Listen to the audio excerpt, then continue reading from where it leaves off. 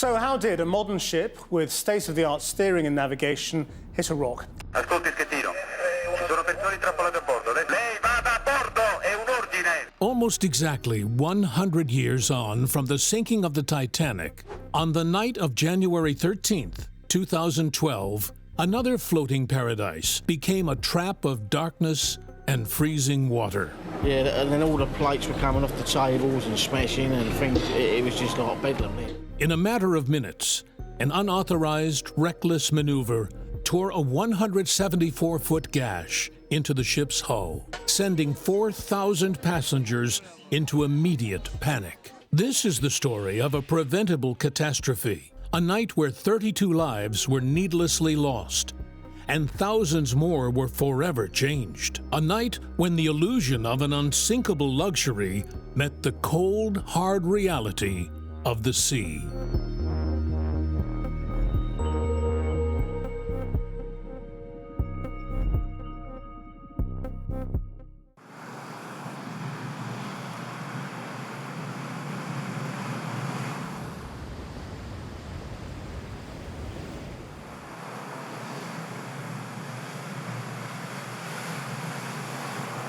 It's January 13th, 2012. People across the world board the behemoth cruise ship, the Costa Concordia. It is early winter, with clear skies and a light wind, and perfect evening with limitless entertainment and a beautiful sunset. The ship embarks on a 7-day cruise from Civitavecchia near Rome, with 4,229 cruise passengers and crew members on board from 60 different countries. The ship was an engineering marvel, a floating palace of excess, and a symbol of the 21st century megaship era. This was a ship designed not just to transport people from one port to another, but to be the destination itself. At the dawn of the new millennium, the cruise industry was locked in an arms race of scale and luxury. Carnival Corporation, the parent company of the Italian line Costa Concordia, ordered a new class of ships that would dwarf their predecessors. Built by the world-renowned Fincantieri shipyard in Sestri Ponente, Genoa.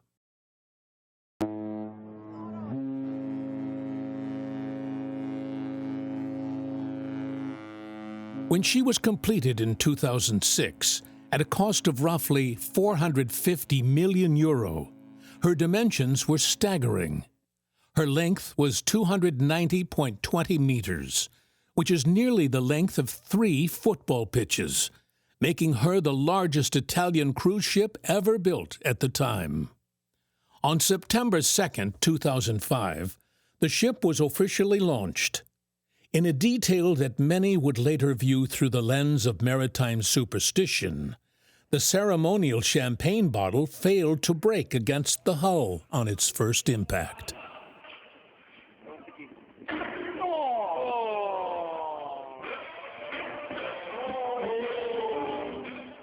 Still, the ship entered service in July 2006 to immense fanfare, embarking on her maiden voyage and setting a new standard for Mediterranean cruising. To accommodate these guests, the ship was outfitted with 1,500 cabins. 505 cabins featured private ocean-facing balconies. 58 premium suites offered expansive private verandas. The ship featured 4 large swimming pools.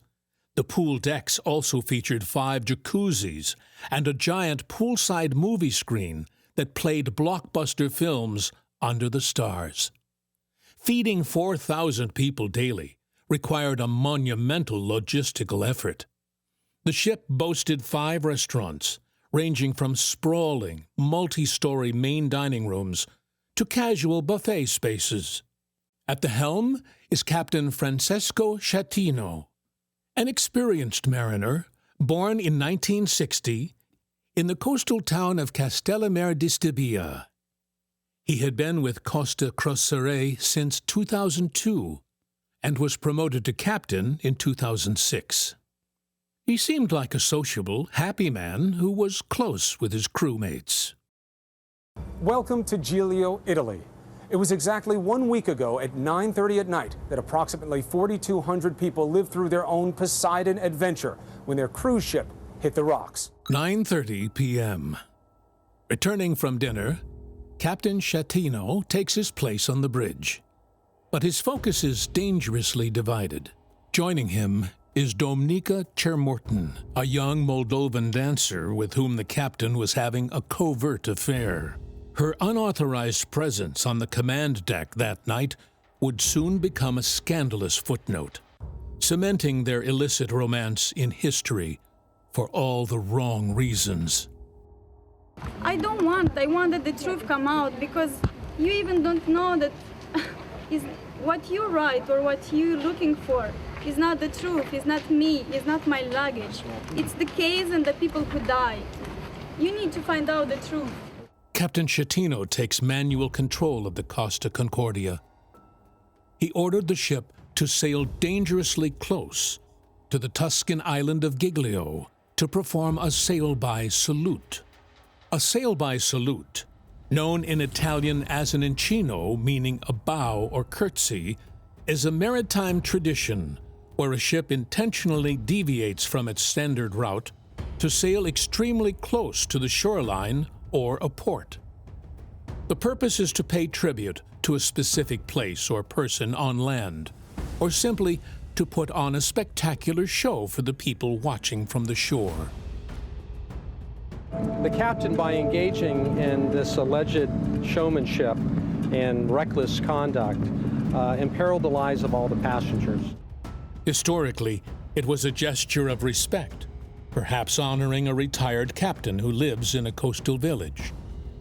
For cruise lines, it also served as free advertising. Seeing a colossal, glittering megaship pass just offshore is an awe-inspiring sight that makes people want to book a ticket. Captain Schettino did this to impress the ship's head waiter, whose family lived on the island, and as a tribute to a retired Costa captain. Navigating by sight at night and traveling at an unsafe speed of 15 knots, Schettino brought the 114,000-ton megaship too close to the shore. While visually stunning, a sail-by salute is inherently dangerous. It requires disabling automated navigation alarms, switching to manual control, and relying heavily on the captain's visual judgment in shallow, often rocky, coastal waters. Before 2012, it was a somewhat common, unofficially tolerated practice in the Mediterranean cruise industry. However, after Captain Francesco Schettino's disastrous incino, the practice was heavily condemned, and international cruise lines instituted strict bans on unauthorized coastal deviations.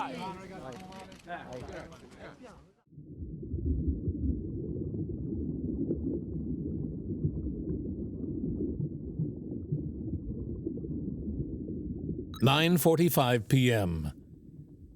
The captain realizes too late that the ship is bearing down directly on l'Escole, a jagged outcropping just off the coast of Giglio. He orders a desperate hard turn to starboard to swing the bow away from the rocks. The bow clears the reef, but the massive 952-foot length of the ship causes the stern to swing outward, scraping violently against the granite. The force of the impact is so severe that a massive boulder from the reef is sheared off and remains permanently embedded in the ship's steel hull. Testifying later in court, Admiral Giuseppe Cavo Dragone confirmed the terrifying reality of those final seconds. The desperate order to turn away from the reef was utterly futile. The laws of physics dictated that the ship of that massive scale, traveling at that speed, simply could not turn in time. The disaster was not born from a fleeting mistake or a misheard command. It was the result of a deliberate, reckless decision to steer a 114,000-ton Leviathan within a stone's throw of a jagged reef in the dead of night. 9:46 p.m. The damage is catastrophic. The gash slices directly across compartments 4, 5, 6, and 7. These compartments house the ship's diesel engines and main generators. Within 3 minutes, the engine rooms are submerged in millions of gallons of freezing seawater. The ship immediately loses all main electrical power and propulsion. The bright, thumping entertainment venues are plunged into total darkness. The Concordia is now effectively a dead ship, drifting purely on its own momentum in the ocean currents. An electrical fault with one of the generators, but the situation is under control and our technicians are aiming to rectify the situation at this time. So please remain calm and we'll keep you informed as we have more news to inform you. Thank you for your attention.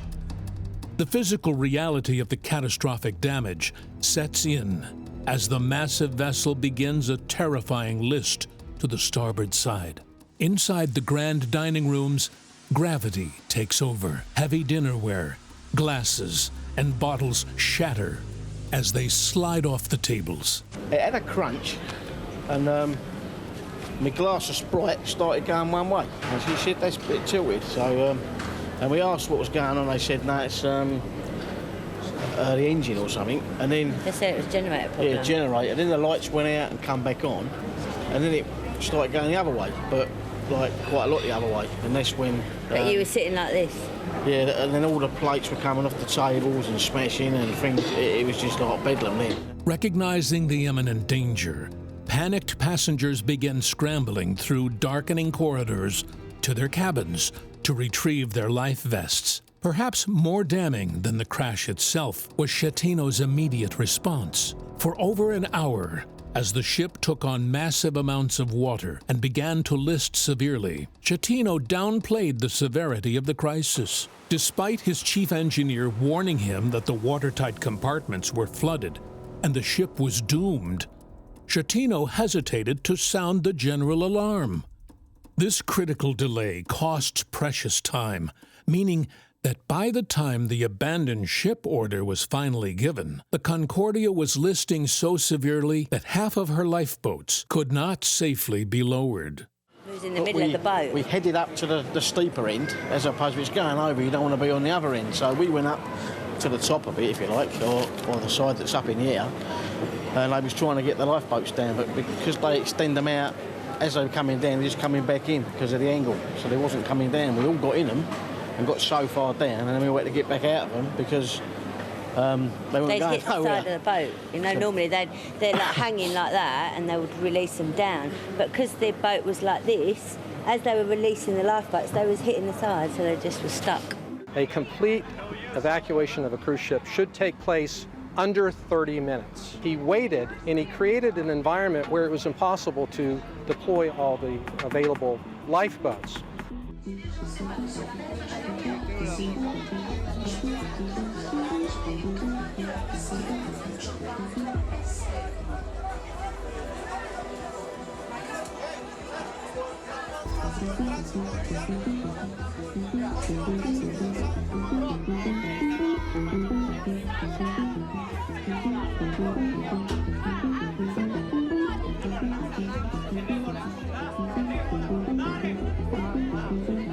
The ship's crew, the vast majority of whom were hospitality staff, cooks, and entertainers, not trained mariners, were overwhelmed.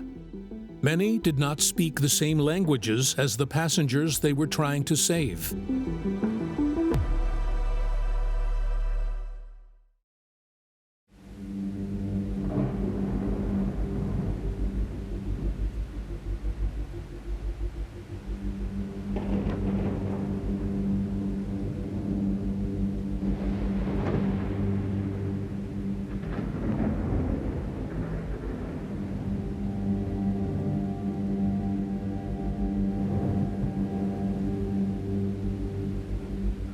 The Costa Concordia operated on a rolling embarkation schedule, which required passengers to undergo an emergency drill within 24 hours of boarding the ship.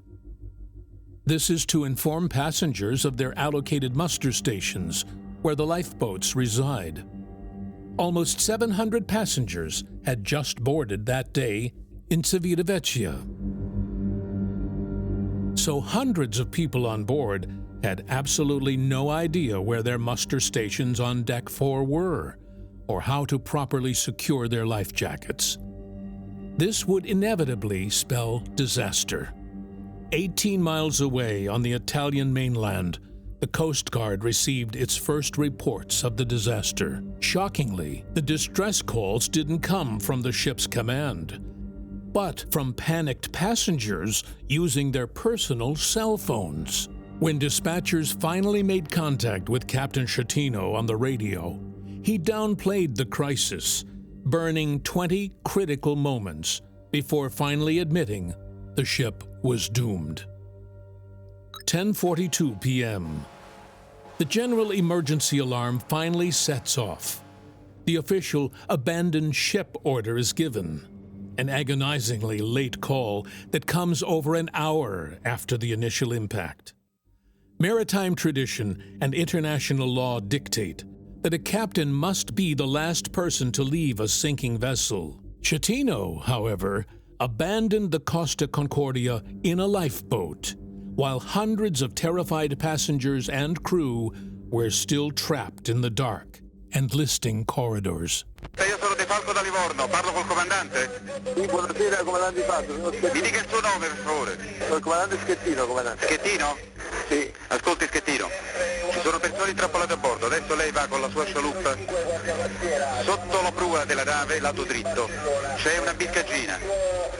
Lei sale su quella biscaggina e va a bordo della nave. Va a bordo della nave e mi viene a dire, mi riporta quante persone ci sono. Le è chiaro? Io sto registrando questa comunicazione, comandante Schettino. Allora, comandante, le dico una cosa. Parli a voce alta. Allora, la nave adesso, io sono qua di fronte... Comandante, parli a voce più alta, metta la mano davanti al microfono e parla a voce alta. Chiaro? Con la scialuppa, fallo venire un attimo, fallo venire qua. Comandante, allora, in questo momento la nave è inclinata. Ho capito. C'è gente, ascolti, c'è gente che sta scendendo dalla biscaggina di prua. Lei quella biscaggina la percorre in senso inverso, sale sulla nave e mi dice quante persone e che cosa hanno a bordo, chiaro? Mi dice se ci sono bambini, donne o persone bisognose di assistenza e me ne dice il numero di ciascuna di queste categorie. È chiaro? Guardi Schettino che lei si è salvato forse dal mare, ma io la porto veramente molto male, faccio passare l'anima dei guai. Vado a bordo, cazzo! Comandante, per cortesia. No, per cortesia, lei adesso prende e va a bordo. Mi assicuri che sta andando a bordo. Io sto andando qua con la lancia dei soccorsi, sono sotto qua, non sono andato da nessuna parte, sono qua. Che sta facendo, comandante? Sto qua per coordinare i soccorsi. Che sta coordinando lì? Vada a bordo, mi coordini i soccorsi da bordo. Lei si rifiuta? No, non mi sto rifiutando. Lei si sta rifiutando di andare a bordo, comandante? No, sto andando. E mi dica qual è il motivo per cui non ci va. Sto andando perché ci sta l'altra lancia che si è fermata. Lei vada a bordo, è un ordine. Lei non deve fare altre valutazioni. Lei ha dichiarato l'abbandono nave. Adesso comando io. Lei vada a bordo. The psychological shift on board was instantaneous. The thin veneer of a luxury vacation evaporated, replaced by the primal, desperate instinct for survival. For the 4,200 souls aboard, the instruction to head to the muster stations on Deck 4 was now a matter of life and death. Navigating the ship suddenly became a physical nightmare. The grand, neon-lit corridors had transformed into treacherous, sloping funnels. Floors became walls, and walls became floors. Staircases, once the elegant arteries of the ship, were now steep, slippery cliffs. Passengers who had obediently returned to their cabins on the lower or portside decks suddenly found themselves trapped in a labyrinth of tilting metal and rising water, forced to climb uphill in pitch darkness. In a move some call heroic, the captain turns the ship toward shore. He says to make evacuation easier. But the Concordia is now listing so dangerously, passengers struggle to keep their footing. People are going very slowly, Because if you miss one step, it could be a domino effect and everybody can fall and slide right down. Everybody was getting the life jackets, and they told us to stay. They said, no, it's all right, it's under control. You know, when he does the announcement, which in the cabin when we got there, because we only been on it 7 hours, and we watched it on the cabin, it said if you get the 7 bleeps and a long bleep, you know, that's you abandon the ship and this, that and the other. But we got our emergency card we had. The drill's not till 5 o'clock the next day, so we didn't have a clue what was going on anyway, so we didn't get it. Families were violently separated in the crush of bodies. Fights broke out over life jackets. Some passengers, looking out at the chaotic, failing lifeboat deployments and the dark, freezing waters of the Tyrrhenian Sea. Rather than wait for a boat that might never launch, hundreds made the terrifying decision to jump directly from the decks into the icy ocean, swimming desperately toward the faint lights of Giglio. In the Concordia case, the assembly process started late, which meant it was more difficult to get the passengers assembled because the ship started to heel. And then by the time the passengers were assembled, the ship had quite a significant heel, and then it was difficult to get the passengers in the lifeboats and to launch the lifeboat. In those chaotic hours, the Costa Concordia ceased to be a masterpiece of modern engineering. Stripped of its leadership and betrayed by a fatal delay, it became a sloping steel trap where survival came down to sheer willpower, the kindness of strangers, and agonizing luck. Went over completely, we would not get out, and we did think we would. How did you, at that point, what was going through your mind? We thought we were going to die. I think the fact is that 11 days into marriage, you know, come on, you know, things don't end this way, surely. Did you express your fears to one another in that way? Yes, we did. Yeah. And you had a moment to yourselves, perhaps? Yeah, we did. We did. 11:40 p.m. The Italian Coast Guard launches a massive rescue operation, deploying boats and helicopters into the pitch-black sky. Picchia affondata! Porca troia! Porco cane! Guarda che casino! È proprio affondata. Stiamo entrando sulla nave, quindi venga ancora, stiamo entrando ora. Attualmente ci sono ancora parecchie persone a bordo della nave. Mamma mia, fa impressione, c'è la gente che... Sì. Quella nave è ribaltata. Avviciniamo un po'. Persone tra la nave e la costa, tra la nave e la costa. On the tiny island of Giglio, the local population of 800 awakens and rushes to the port with blankets and supplies to aid the survivors. As the days go by, reluctant heroes are beginning to emerge, like Mario Pellegrini, the deputy mayor of this tiny island, who jumped into a boat in the dark and headed out to the shipwreck, pulling passengers from the water and coordinating the rescue. Mancava proprio una direttiva e questo ce ne sono accorto. I realized there was a complete lack of coordination. No one was giving orders. The real terror and panic started when the ship lurched onto its side. Ha fatto quella svolta, quell'inclinazione forte. The first fully loaded lifeboat makes landfall on Giglio. Over the course of the night, a frantic but massive rescue effort unfolds, ultimately bringing roughly 4,000 terrified passengers and crew members safely to the island's rocky shores. But you could see the little boats around that was obviously couldn't come right in close with the lights and everything on us. But they was trying to get the lifeboats out with oars, like trying to push them away. Just the people on the boat, passengers. But the only people that was helping that we see was the chefs and the service, the catering people that had just served us our meal, and we didn't see anybody else. Didn't see anyone in a captain coat, if you like, or something like that. It was all the people that just served us dinner. Everybody had the life jackets on. Then we see that there was boats coming as we looked through. Bearing in mind we're up here. We're holding onto the rails like this, and we're looking down like this.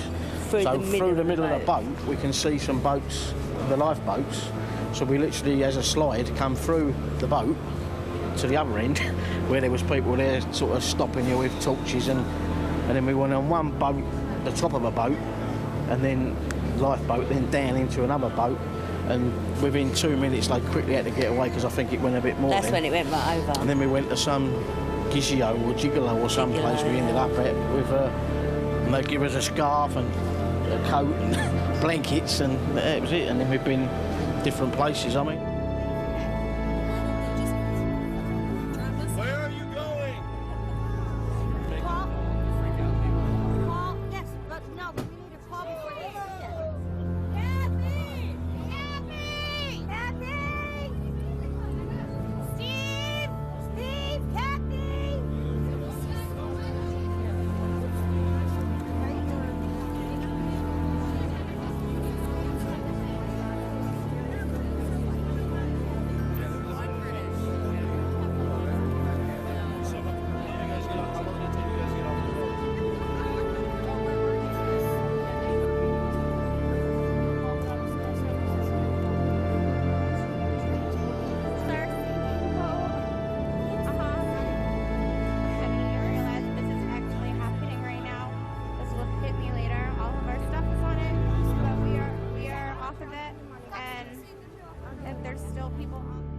The image of the Costa Concordia, resting on its starboard side, breached like a dying whale in the shallow waters, became an indelible symbol of modern maritime disaster.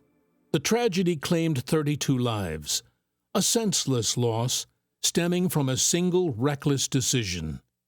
The ship ran aground off the island of Giglio and came to rest on a narrow ledge. It's 300 metres long. First, they had to make sure that the 114,000-ton wreck didn't slip into deeper waters, so they made an enormous base from concrete and sandbags that would eventually serve as a sort of mattress for it to rest on.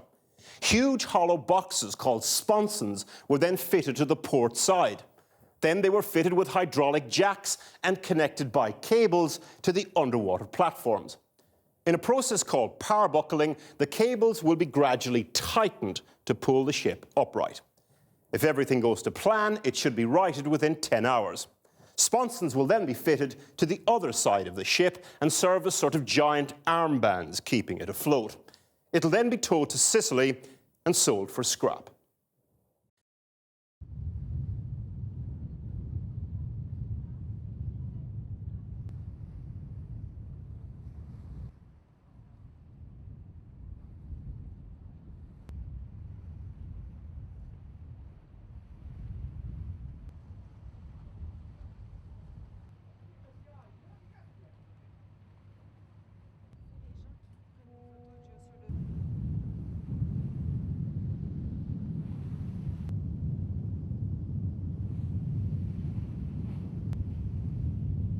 Kind of shocking, I'd say. I've seen pictures on TV of the boat when it was inclined to the rocks, and just seeing the devastation the rocks did on the rock side is kind of, scary, I'd say. And we're thinking, well, why did this captain do this? I mean, it's known, it's rather shallow there.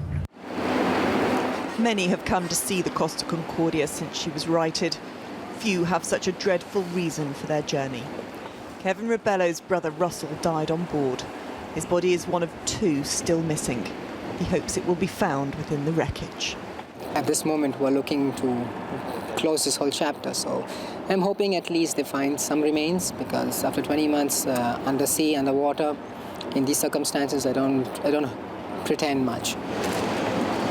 That the ship is now upright means there is a chance the missing will be found. But this vessel is damaged beyond repair and the search will be slow and delicate. It's very clear now to see where this 114,000-ton vessel tipped onto the huge granite rocks. Those who raised her are amazed she stayed in one piece. That she did, and they were able to salvage her intact, has protected the island of Giglio from an environmental disaster. A mother has pleaded with rescuers to not stop the search for her daughter. I would like the rescuers to not stop looking and continue looking. My little girl, they need to bring her back home as soon as possible. Elizabeth Nani and her friends took in one man who'd lost his 30-year-old wife.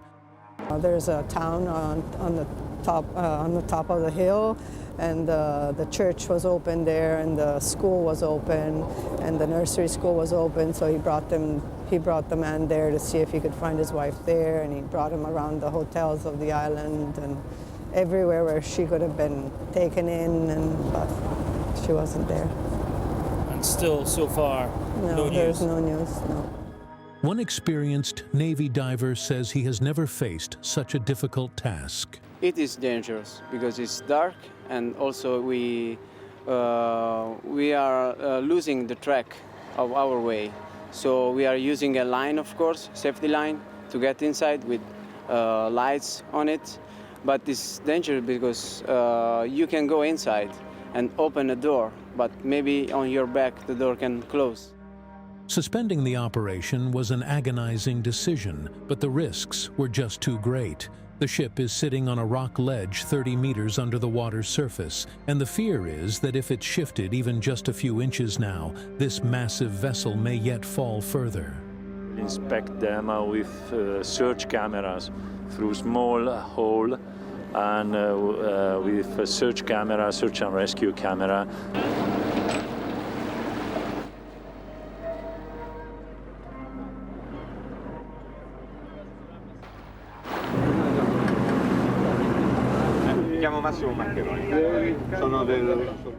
Giorgio Chimenti is an engineer who specializes in shipwrecks and has real concerns for the weeks ahead. Strong problem is probable. It's probable? Yes. That the ship will fall? Yes, yes. There are more than 2,000 tons of oil on board the Concordia, held in tanks not built to withstand deep water pressure, and this is Europe's biggest marine conservation area. A spill here could cause untold damage. Specialists have been brought in to pump the oil out, but even in good conditions, that'll take more than a month. Very impressive, I would say. I've just checked yesterday and the day before about the techniques they employed in terms of, setting the boat straight again and trying to lift it and so on. And they did a tremendous work, I'd say. It's amazing. It's really is. Never seen that kind of thing in my life. And scary also. The local bishop came to Giglio today to pray with the rescue teams and lift their spirits. The search for survivors continues, but prayer is about all they have left. Tonight, at least, the prayers for good weather have been answered. The storm that was forecast here has yet to arrive, but after another day of hard work, the divers have come up with nothing. And so, for the families of those still missing, the agony of uncertainty goes on. Back safe and sound, dancer Rose Metcalf thought her chances of surviving were only 50-50, so she wrote a farewell letter to her family. At Heathrow, she cried joyful tears in the arms of her mother Carolyn and brother Robert. The thing about when you're considering whether you're going to survive or not is you're worrying that other people are worrying about you, and that's the worst thing, is you don't want anyone to worry about you. Lives with you. Suddenly you're doing something and you get a flashback or you get a memory. If I'm in a crowd, I can't bear crowds anymore. Sometimes I panic in the underground. So it stays with you.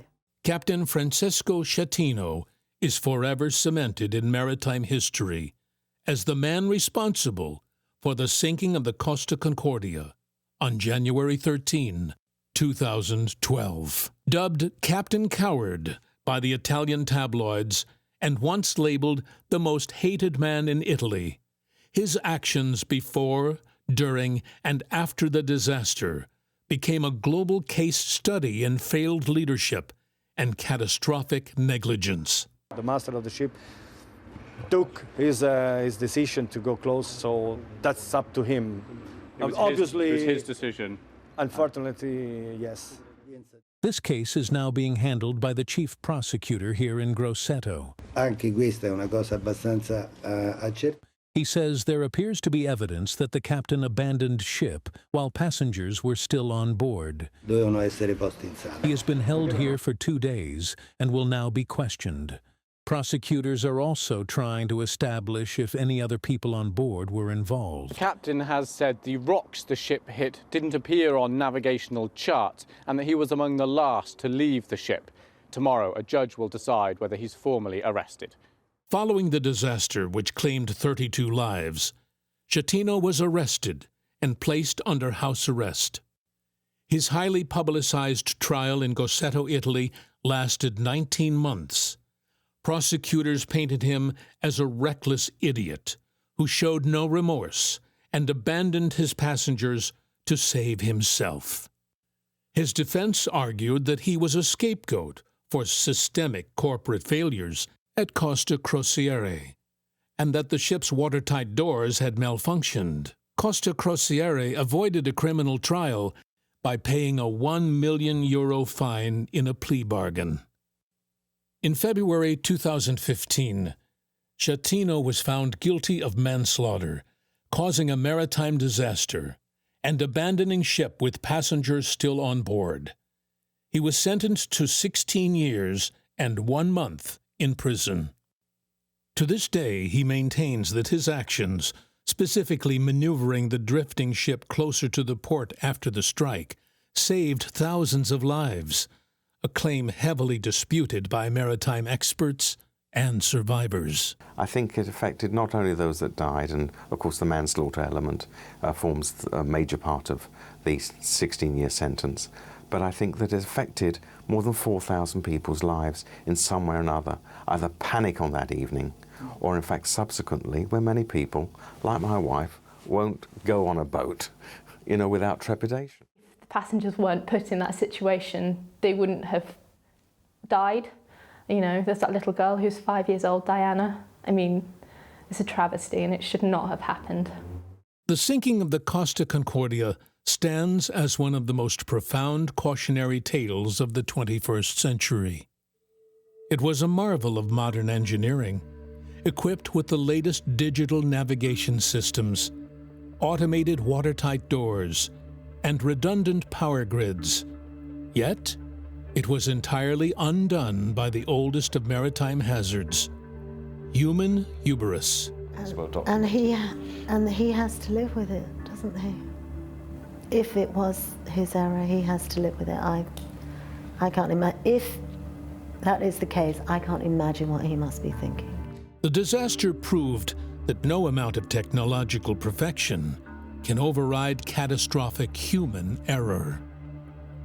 A series of terrible choices, to the delayed emergency alarm, to a captain abandoning his post, cascaded into an entirely preventable tragedy. The ship was not left to become a rusted monument to failure. What followed the tragedy was an engineering epic that rivaled the construction of the ship itself. An international team of engineers spent over 2 years and roughly $1.5 billion, more than 3 times the cost of building the ship, to meticulously upright the decaying hull. In July 2014, the battered, rusted ghost ship was refloated and towed to Genoa, the very port where it had been proudly launched just 8 years earlier, to be cut apart and sold for scrap.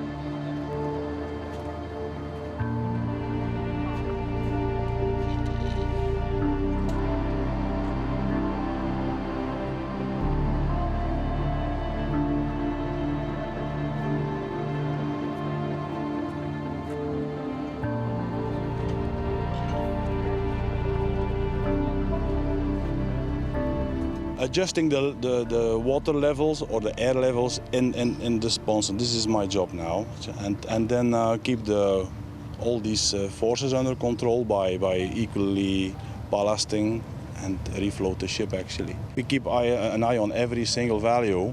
If something is out of range, so we'll see an alarm and we adjust the levels. And but yesterday, for example, nothing went wrong. It was perfect. Yeah, but it's a very safe system. So normally nothing can go wrong. The next 2-3 days, you will see the starboard sponsons in pairs of 2 going down deeper into the water to their final position. And you will hear some noise and because of air we are releasing.